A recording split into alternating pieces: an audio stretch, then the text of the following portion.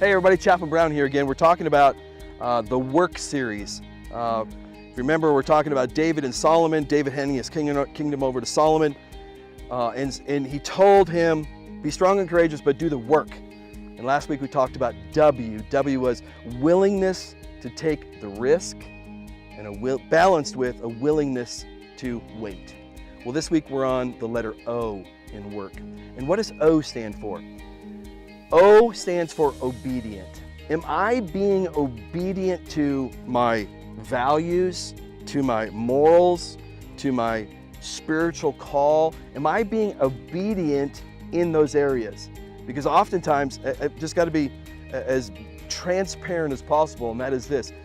We lack accountability for the most part. We love to be, let's be honest, we love to be lazy.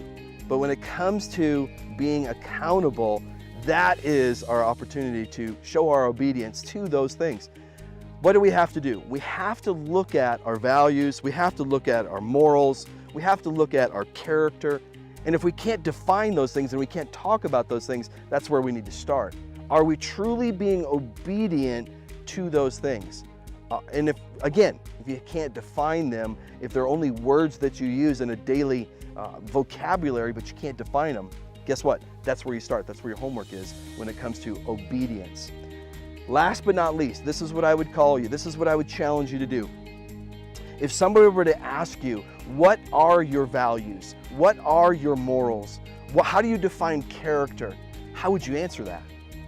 And if you can't answer that, guess what? That's where we start. We can't be obedient to something if we can't define it.